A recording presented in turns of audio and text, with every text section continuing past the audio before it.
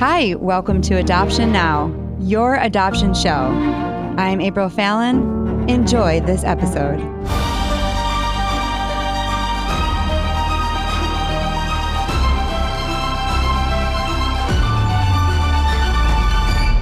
Welcome to Adoption Now, telling your adoption story. I'm your host, April Fallon. We are in 2024 and we are so happy about the new year. So many great things have happened. We moved the show back to Denver. We are still coming out to Arizona to record though. And so we're back here now. I know some of you heard last week's show and it was incredible. If you have friends struggling with rad children in foster care, you have to send them that episode because Jenell came on the show and just had so much love and understanding for the whole situation, not only for the parents, but also as an advocate for the children to get the help they need. And today we are going to be talking more about her story. So if you missed last week, go back and listen to it and share it with the people that need to hear it. Jenell, welcome back to the show. Thank you. Okay, you're welcome. I want to start this show off just by talking about how you personally helped me. And I think about you all the time. We recorded a show back in May that never was released. And so here we are re-recording, and now we're doing a part 2. But I wanted to take the time just to say, in that first recording, I had just started homeschooling my youngest, Malia, in kindergarten. It wasn't exactly what I wanted to do. I wouldn't consider myself like super great teacher with small children. I mean, I like small children, but day in and day out, it's hard. It's really hard. And I was just talking about how her experience in school was so challenging for her. And I was kind of worried that this was going to be how it was going to, like I was going to have to homeschool forever. And you said to me, sometimes it's just that the teacher and the child don't have a connection. And it's, sometimes it just works out like that. And I never really thought about that. I'm like, what? Everybody loves Malia. What? That can't be. But maybe the style is not working out for them. Or maybe they just don't have that, favorite connection. And I really took that to heart and kept praying that maybe that was the case. We had her in an hybrid school. And that was like really challenging as well. And so this year when we started school, I went to the teacher and I said, this is what Malia needs. She needs structure, but she needs to know you love her. And if she cannot see that you love her, she's probably not going to listen to anything. And you might think she's really defiant, but she's looking for a relationship with you and boundaries, right? So I have Malia here with me. Malia, welcome to the show. Hi, thank you for having me. I'm so happy you're here. How old are you? 6. What grade are you in? First. You're in first grade. And what's your teacher's name? Miss Jimenez. And tell me about being in first grade. Like, it's fun. My friends like me. When my friends don't like to play with me outside, I just get lonely. You get lonely? And is your teacher helping you make new friends? Yes. Do you love your teacher? Yes. Are you learning so much? Yes. Tell everybody about how you got an award. For being a good bear at school and... What award did you get? A bear. The bear, but you got brave, right? Because you were being brave. And in front of the whole school, you got an award for being such a great student. Good job. Thank you. Thanks for coming on the show. You're welcome. Love you. Okay, so what a great testimony, right? She's so cute. When I got the call that she was getting an award, I was crying. And I thought of you. And I'm like, that bit of information just helped me be able to communicate to the teacher properly, to recognize that maybe this was just a crazy year and to have hope that we could get to a better place. And I love the show because of that, is because there's one nugget that somebody will say to you and you're like, that's what I needed. And I think we have to keep in mind that our teachers are human. And so they don't like every child, period. And I see that, at a preschool level. How many children have you met that you're not fond of? I like all kids. What do you mean? Okay, well, you're a better person than I am. It's true. It's absolutely true. And you think about even when you were in school. Remember that teacher that didn't like you? Oh, there were so many because I was a horrible child. Right. Same. I was very defiant. Yes. And if I saw loopholes or if I saw weakness, I can't believe I'm telling everybody this. People are going to be like, what? But it's true. If there wasn't a system, boundaries, and the teacher did not have confidence, I was there to challenge her. I was out in the hallway all the time. I was suspended. I was in detention. I was not a great kid. I don't think I would have wanted me in the class. No. I wasn't defiant outwardly, but like my household was traumatic. So I acted like a trauma kid. And I remember having this one teacher, she couldn't stand me. And she would my mom liked her because she's like, oh, she's really strict. That woman wasn't strict. She was evil and she didn't like me. And that's one of the places where I get that because I remember not being liked by my teachers. Maybe I was a difficult kid, but if somebody would have took the time to get to know me at that age, it could have made the difference. And later in my life, I did have those very impactful teachers, but as a young child, I didn't. And so that's why I always kind of take that stance where I'll look and go, maybe that teacher don't like that kid. Or maybe they don't like the parent and they're taking it out on the kid. What? What could that be? It's true. It is true. And what I love about you is I feel like what comes out of you the very most, besides being an advocate, is communication. And if you are on the adoption journey right now, you have to be good at communication. If you're not good at communication, take some classes, get some therapy, because this road of adoption and foster care is all about good communication. You got to have conversations that you don't want to have. You have to have conversations that are not at the right time. You've got to have conversations that you don't even know what you're supposed to be asking, but you need to be in there talking about it. And we talked about that on last episode, is just having communication with your children. If you're somebody that's more introverted, learn how to sit your child down and talk to them. And maybe the child is introverted, but we've got to find creative ways to get our children to talk to us and to let us into their world so that we know how to help them. I want to introduce you because we just did this big intro and I need to reintroduce you. So Jenell M. Jones, she has 7 children, 2 through adoption. She's passionate about early education. She operates multiple early learning centers. She has a master's in curriculum and an emphasis in working with autism. Her child that she adopted has autism. But the one that we have spent more time talking about is a child that has been diagnosed with so many different things and definitely rad.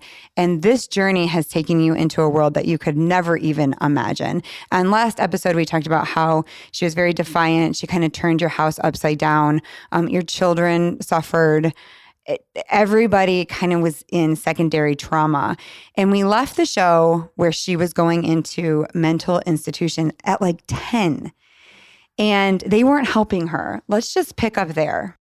No, her journey of and she basically went mental institution to, psychiatric hospital to psychiatric hospital, then residential treatment center to residential treatment center. She was getting kicked out of them. She got arrested out of one of them. It was a mess. We would literally get calls and we got to get to Reno because she's in jail.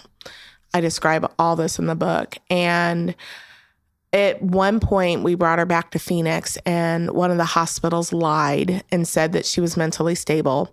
But I talk about it in the book. How could she be mentally stable when she beat up 2 nurses and hurt a kid? And I wasn't going to bring that home. And she ended up in the custody of DCS, our great child protective services in the state of Arizona.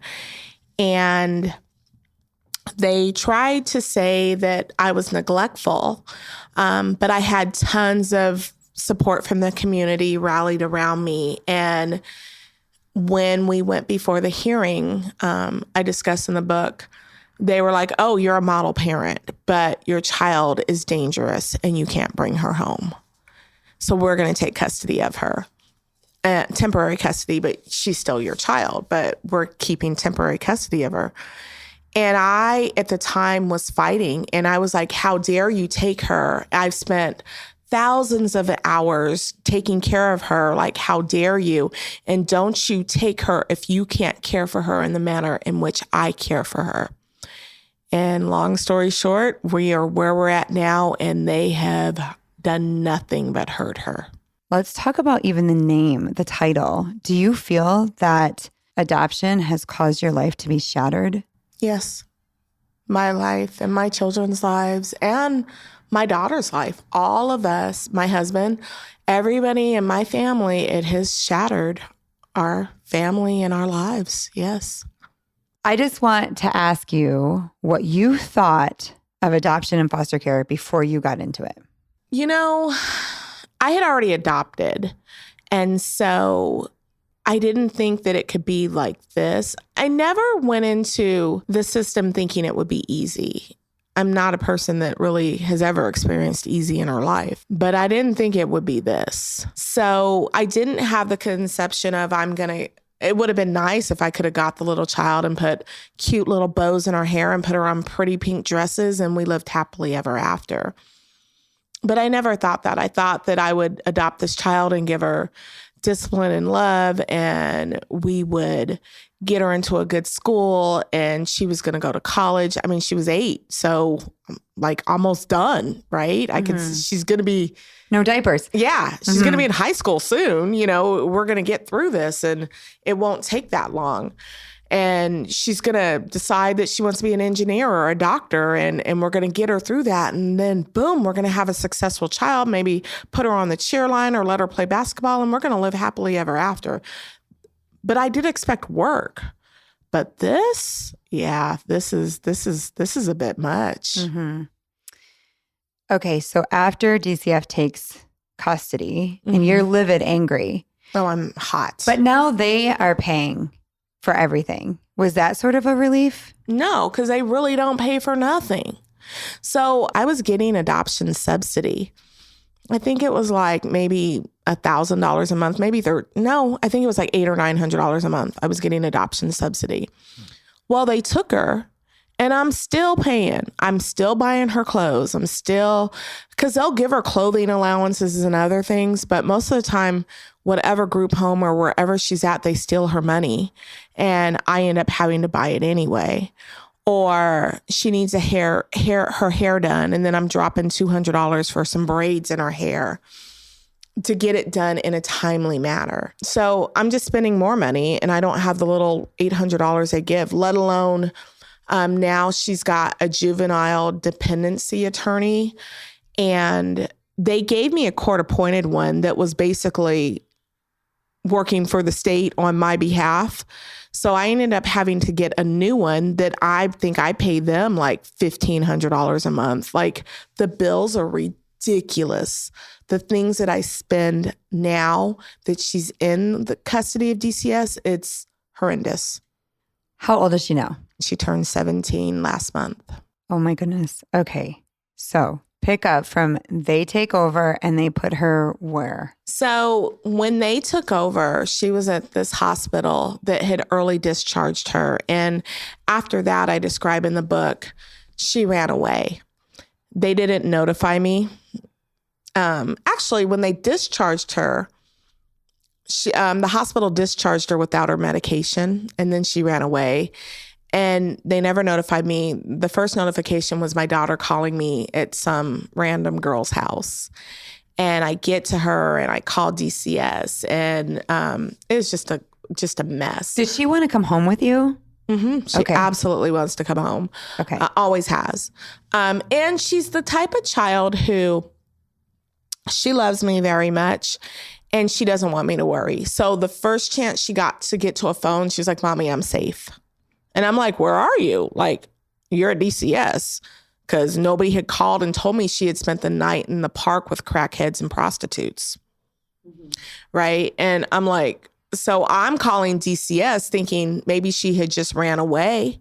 not knowing how long she'd been gone, not knowing they had broken the law by not notifying me in a timely manner. I think they probably would have took her away for doing that, but they did it to me. Right, right. Yeah. So I get confused sometimes because you're like, she loves me. She wants to come home. So people listening are going to be like, if your child loves you, can't you bring her home? Do you think that if it was just you and her and you didn't have all children and a husband, that you could live together? You know, there was a time earlier last year where they felt that she could come home, but we knew that we knew she wasn't stable enough. And I really considered it because I knew that we were the better option, but it would have been the risk for everybody else. The problem with her is she can be good for short periods of time. Like she's even been able to spend a week or two at the house. But the moment you have to put a boundary in place, the moment you have to say, no, you're going to do your homework, or you can't play in the street of the freeway so you don't get run over with cars, she loses it. And that's the problem, is she loses it. And she gets violent? She'll get violent. And she'll black out and she's not going to know what she did. At this point, what diagnosis does she have now? Recently, they actually put a diagnosis of bipolar on her, the hospital where she's currently at. Rad. She has hallucinations. For a while, was pushing for right before schizophrenia. Because her biological mother has some diagnosis similar to that in her background. I found out later. She definitely hears voices.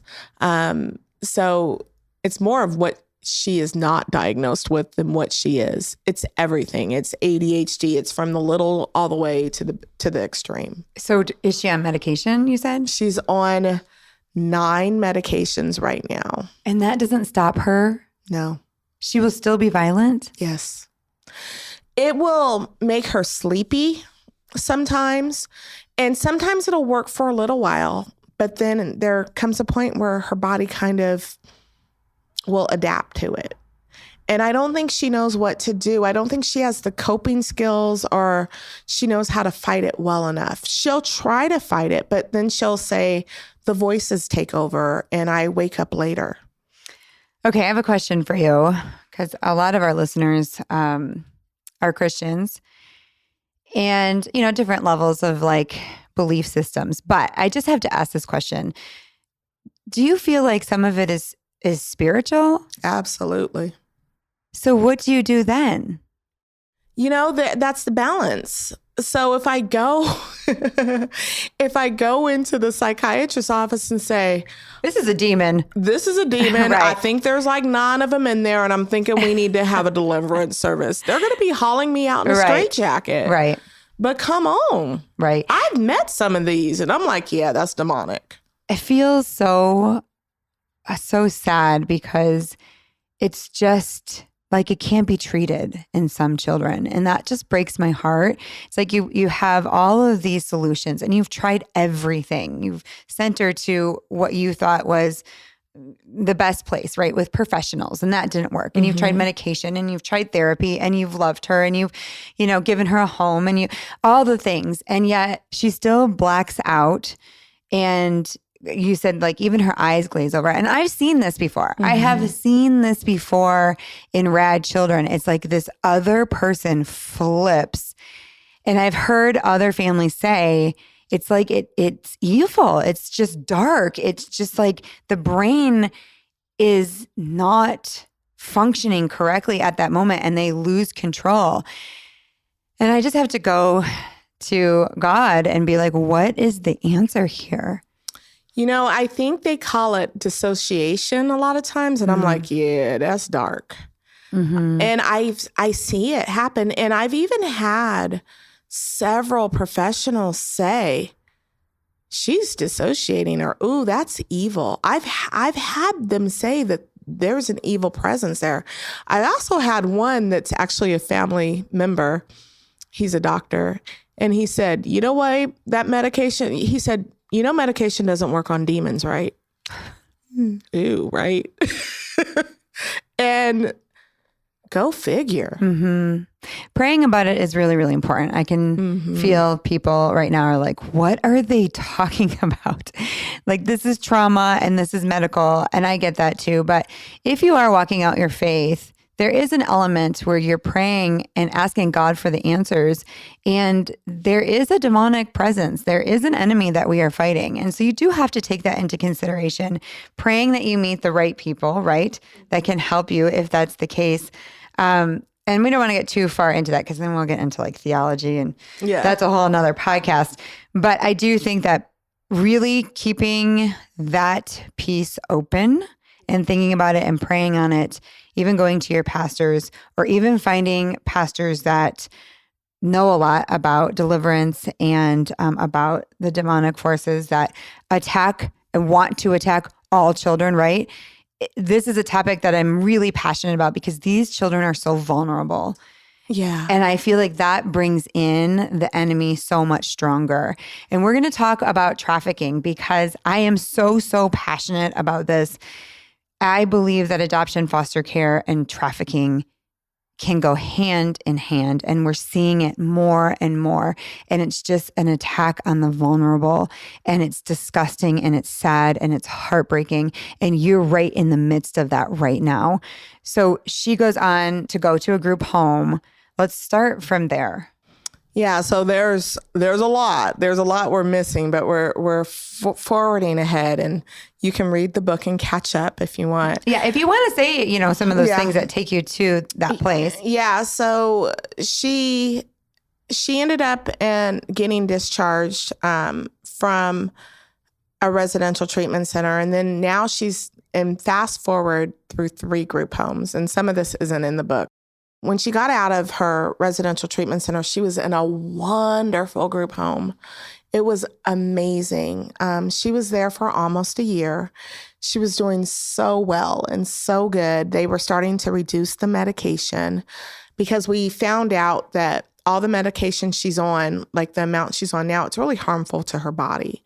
And so she was in a point where she was getting therapy and she was working, but she wasn't well enough to come home. She was getting there.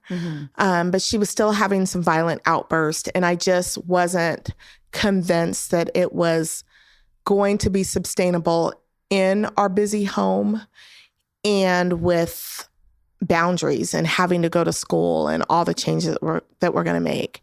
And so I really wanted them to keep her where she was at. And they decided to move her to a lower level of care. They actually ended up putting her in this horrendous group home in Arizona. It was in Mesa, Arizona. It's actually the one that 2 children died in. And it didn't get shut down because I don't think they shut down group homes because they should have shut this one down. And it was horrible. And at that group home, she completely backslid. And a lot of it was because it was supposed to be a trauma-based group home. They completely lied. It was not. And at one point, I remember her psychologist begging them to take her to the hospital, and they gave her melatonin and put her to bed. And eventually she flipped out and she lost it. Do you have any say at this point where she goes?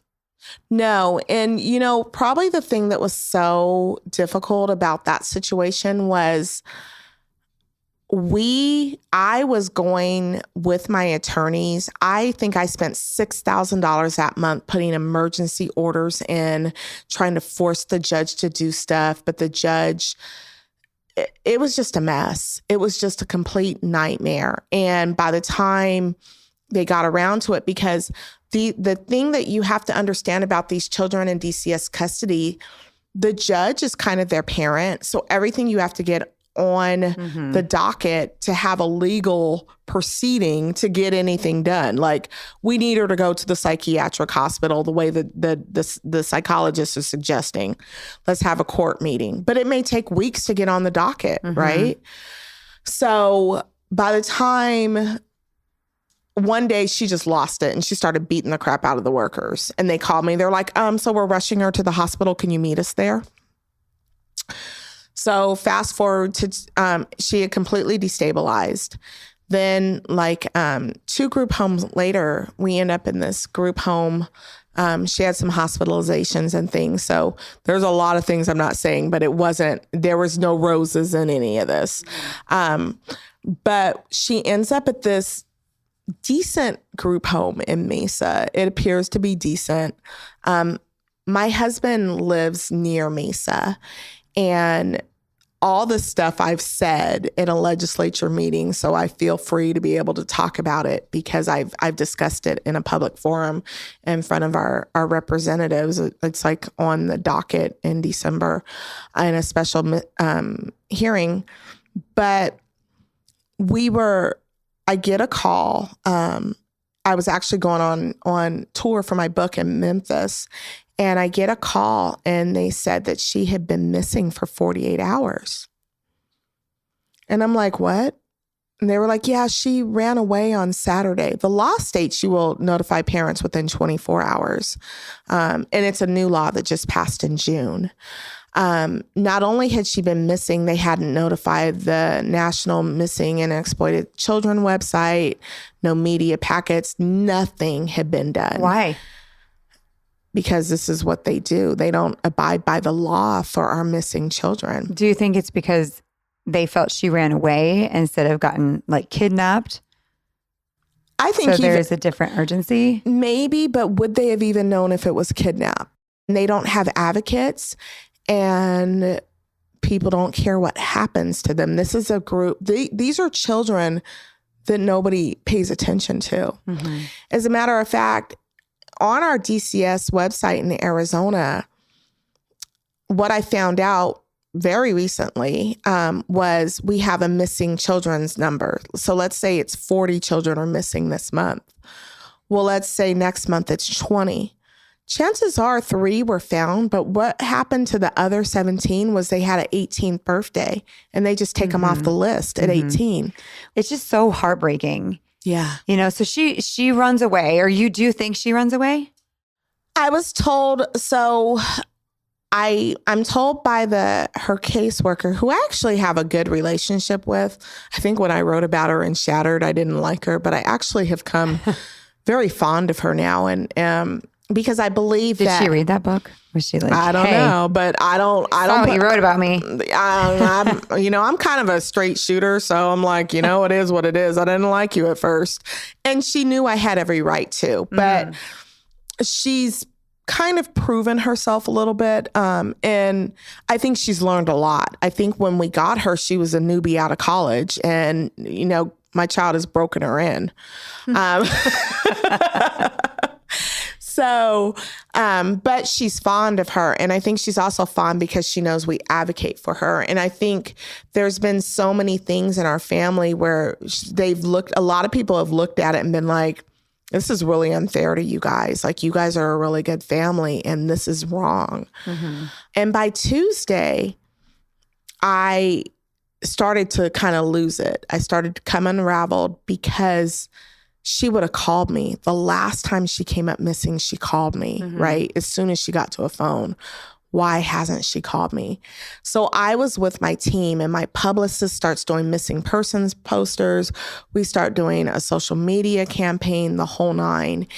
And everybody's sharing it. It's going crazy. And okay, I have to ask you a question really quick, because I know that this is hard for people to understand, that you don't have custody of your child, that your child has caused so much chaos in your family. And I think a lot of people would say, oh, once, DCF takes over, like, you're free. Like, you can go back to your family and this is their issue now. What kept you from doing that and continuing to be this advocate? Well, technically they have temporary custody. So okay. I know a lot of people will, and I see it even at my centers where DCS takes their child and it's like party for 6 months. I promised her I would always be a part of her life, but my goal has always been that she would get well enough to come home. Okay, so Tuesday comes around, you're like, she has not called. She's now been missing for 4 days. Mm-hmm. And so what happens next? So I do the campaign. I've got the traction going. I'm communicating with ASA now. Wednesday comes and I start maybe hallucinating because I start having visions of her dead. So I'm losing it. I'm unraveling. Wednesday night, they find her alive. I get a call from my husband, and she's in Quartzsite, Arizona, 144 miles away from Mesa. And the Quartzsite police call and said, we got him. She talked to my husband, and I'm like, okay, cool. Like, she's going to be going to the hospital because the law states when they're found, she hasn't been on her medication for 5 days, she'll go to the hospital and be checked out. And well, that wasn't the case because Thursday morning I get a call from the DCS caseworker. She's in jail. And I'm like, what? How's my child in jail? And she's like, well, we took her back to the group home. What? You didn't take her to the hospital? Like, it's only been like 8 hours. Like, she should really probably still be at the hospital. They're like, no, we picked her up from Quartzsite and we took her back to the group home. And at the group home, they started flipping out. So the group home took them to Mine 24/7, Arizona's drive-through CVS pharmacy for mental health. They started flipping out at Mine 24/7 and they had him arrested. And I'm like, but they're a mental facility. Like, they couldn't just shoot them up with, that drug that you put in their bottom, it drops them because they should have that. It's a mental facility. Nope, they called the police. So I'm kind of completely unraveled. I'm losing it on the phone with the DCS caseworker. And I remember telling her, how do we know that the group home didn't sell her off into sex trafficking? Right. How do we know that she wasn't harmed? How do we know? And she's like, I don't know. I'm trying to figure it out, and I'm sure I laid into her something fierce. And because we did have a case last year in 23 where one of the group homes was selling the children into sex trafficking. Right? All these kids were kind of missing, and it was the group home that was doing it.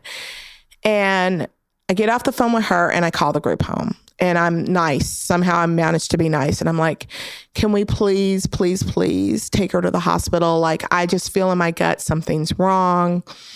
And she's like, okay. So she calls me back, and my daughter, Mercy's like, I don't want to go. I don't want to go, Mom. And I was like, well, if you go, Daddy will meet you there. So she agrees to go to the hospital. As soon as she gets to the hospital, my husband meets her there. And her first words was, Daddy, Daddy, I've been raped and drugged. This was recent, right? This was September. So my husband, not knowing what to do, he calls me, and I'm like, I start recording the conversation. And after I get what she had to say to me, I said, okay, call for the rape kit. So long story short, after one forensic interview, the nurse comes in and she says she's got like choke marks and bruises all over her where they held her down and raped her. If they had looked at her at all, they would have seen that this baby had been raped. So how did she get there? She ran away with a girl, and the girl told her what? They told him that they were going to go visit her mom in Quartzsite, Arizona. And where did she take them? I believe it was to her pimp. It was to my daughter said it was her friend. I think it was her pimp, because I found out since that this little girl, the Quartzsite police told me that she has a huge history of sex trafficking, and that's why she was removed from her home. And so where is Mercy now? She is now in a level 1 psychiatric facility in Arizona. And how is she doing? Horrible, because the place that she's at, they say she's a 2 acute. So they have her on a boys unit. And her only therapy is group, because I guess she needs another forensic interview. But because she's in a mental institution, they can't give her one. I don't understand why the police won't go do it there. And then she's been ordered to go to like another residential treatment center, but because she's so out of control there, nobody else will pick her up. Has she seen you? She's seen me once. I'm hoping I can go up there on Sundays. So now what does her future look like? I don't know. It doesn't look bright to me because now she's 17, she'll be 18, and we've went all the way backwards. And what does your husband say about all this? I remember my husband said, because he had to deal with her with the whole rape and going through the rape kit. And he called me and he said, you know, you talk about this all the time. You wrote a whole book about it, which I've read, but I never thought it could be this bad. What? He lived in it. I think because I did the majority of the work, he kind of was able to maybe say, oh, she's just being dramatic again, or, oh, but I think being in it has given him a whole different perspective. And I will say that's part of the way I'm making it right now is there are times I check out and now he kind of will pick up the ball and carry it so far. Mm-hmm. But I think the problem is we love her and we know that that's not the problem. Yeah, but we know that if we step away, if she has no one. She has no one. Yeah, mm-hmm. Like it's like, and not only her, but if we know we have a girl that is leading children possibly to courtside to get raped, we just gonna put her with 10 other girls, 10 other victims, right? I can't say that was the journey I wanted it to take, but I just have to think that it's going to somehow work together for the good. And maybe there's another child that can be saved if we can get this story out and we can talk about it and we can say, this is not right. Mm-hmm. We have to make these homes safe for these kids. And if they do run away, the laws have to be followed because technically she ran away. But she ended up being transported into something that she didn't agree to. Mm-hmm. And she ended up being harmed. Mm-hmm. And nobody wants to talk about it. And everybody broke all the laws surrounding it. Perhaps if they had got the word to the police and the missing persons reports came out, there would have been an Amber Alert. There would have been a Silver Alert because of her medication. Maybe she wouldn't have made it 144 miles away. How do 3 teenage girls make it 144 miles away? Right. So there's some definite issues that we have with our system that's causing harm and putting all these children that are susceptible in danger. Mm-hmm. Well, one of the things that is good to encourage people to do is pray for those that are in the trenches of foster care and adoption. And maybe you're listening to this and you're like, oh my gosh. And your husband is also listening to it. And he's like, see, this is why we should not get certified. And you have to listen to these stories. And yet at the end of them, if you're still called to it, you will still do it. I believe it 100%. But you will do it now with some wisdom. You will do it now with some education. And you will understand that this might not look as you think it should. But really starting prayer groups and really encouraging people to pray for those like Jenell who are in the midst of it, right? She is making choices that many of us will never have to make for a child. Very painful and hard and sometimes just overwhelming choices for this little person's future. And we have to stand in the gap. If you can't bring a child home, at least you can pray for that family, pray for that child, and pray for our children that are vulnerable right now in the foster care system that are being trafficked. But I think the hope is also that you hear our stories, and even if you still say, not me, at least if that situation starts, you'll be like, ding, ding, ding, ding, ding. Okay, this sounds familiar. Mm-hmm. Let me find that episode or, let me find help because I've been warned about this. You won't go in and think that, it's going to get better. And maybe your situation is different because the stories that you've heard have impacted you in a way that you know to reach out and get help quicker and that there's resources now that you can go to that some of us have had to start. Mm-hmm. Because they weren't there before. Absolutely. So, Jenell, thank you so much for being on the show. Thank you so much for having me. Tell everybody where you can get your book, Shattered. So Shattered is available on Amazon. It's Shattered by Jenell M. Jones. Also on my website, JenellJones.com. You can find out more about me, about where I'm going to be at. There's links to my social media. So I'm on TikTok, Facebook, and Instagram and LinkedIn. So feel free to like, share, and follow. We will all be praying for you and for Mercy.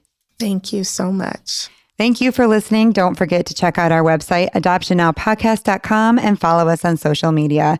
Thanks for joining us on your adoption show. See you next episode.